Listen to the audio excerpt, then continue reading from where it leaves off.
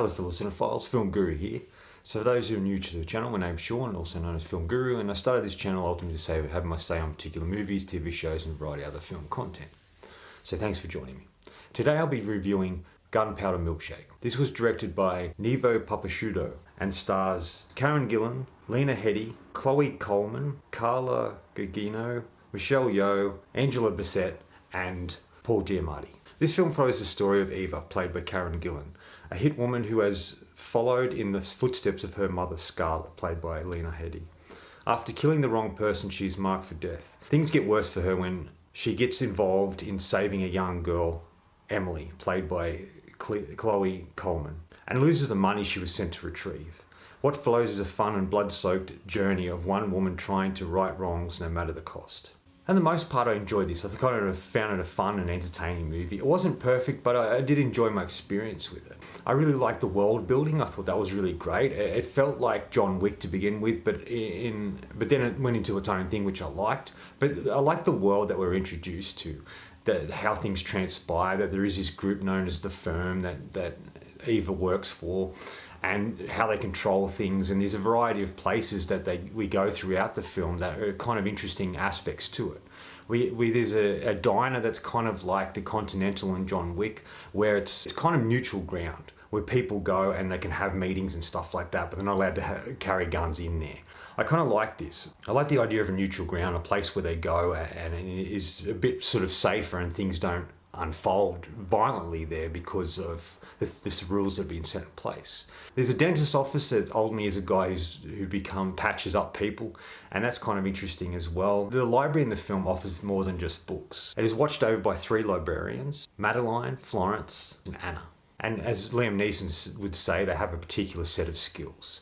And they sort of work in this library, but it's not quite what it seems. And this is sort of the place where all the hit people go to exchange guns and to get guns. And this is a great element. And there's some really great scenes in this, especially a shootout towards the end of the film, which is just fantastically put together and makes great use of that particular location. I think all the actresses here, Carla Gugino, Angela Bassett, and Michelle Yeoh, I think all 3 actors shine here, and they get to play some really cool and kick-ass characters who can handle themselves, and you get to see what they're made of as the film unfolds, and I really love that. Like I mentioned, the diner, I kind of like it's sort of a retro diner, something from the 50s or 60s, and I kind of like that, and it seems very old school. The whole film kind of feels timeless at times, because there isn't really a lot of references to technology or mobile phones. There are mobile phones in it, but they're all the old school sort of flip phones in it.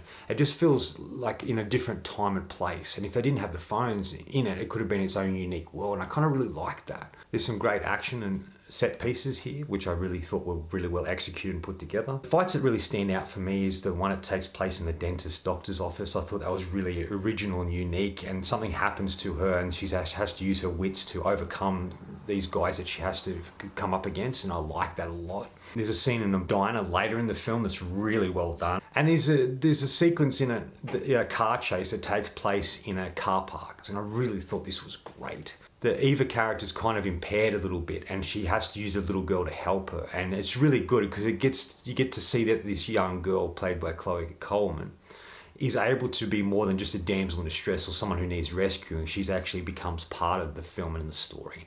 She's involved in a lot more than a character like this would usually be. And I thought the chemistry between Chloe Coleman and Karen Gillan is really great. I think they work really well together. There's a great banter there. You feel a connection with the Eva and Emily character. And you feel that Eva's sort of very protective of her, even though she doesn't know her to begin with. She gets involved and she tries to help the girl because she can't not, and I kind of like that. It feels like she's trying to redeem herself a little bit, and she sees she can do that through this little girl. And she feels bad by something that transpires in the film in relation to the girl. That's why she feels she needs to get involved. And I just thought all the scenes with these 2 were really great. Chloe Coleman, she's kind of like the character we see the world through in a way. She's the one that, once we're introduced to her, we experience things as she does. And I kind of thought that was really great. And I kind of like the Eva and Scarlett relationship. The relationship between Eva and Emily and the relationship between Eva and Scarlett mirror each other. And a great use of characters for us to get a sense of, and I thought that was really well handled. I really felt connected to these characters. But like I said, it wasn't perfect, so there are a variety of things I didn't enjoy as much. To begin with, I felt the Eva character, I just didn't feel a connection with her at all to begin with the film. It just sort of threw you into meeting this character. We knew nothing about her, but I didn't feel any connection or any draw to the character at all. There is one scene that it sort of shows something happens from her past. This scene was kind of interesting, but I just felt it should have been longer and it should have opened the film than where it opened. And throughout this scene, it just had music trying to force you to feel something rather than the scene allowing you to do that. And I just felt that was a little disappointing. And the motivation of why she gets involved and wants to help this girl isn't quite clear. In some aspects, it felt it was a bit more style over substance. And I thought that was a little disappointing.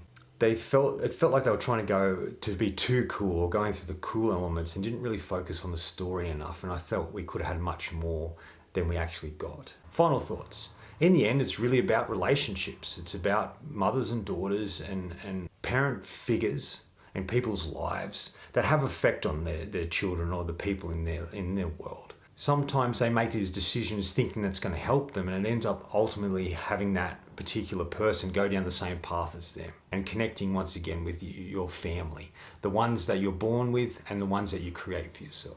I'm going to give Gunpower Milkshake 3.5 out of 5. This was just a great ride. Anyway, that's all from me today. Thanks for watching. Hope you enjoyed this video, and if you did, please hit the subscribe button at the bottom. Follow me on Facebook and Letterboxd. Otherwise, until next time, enjoy the movies.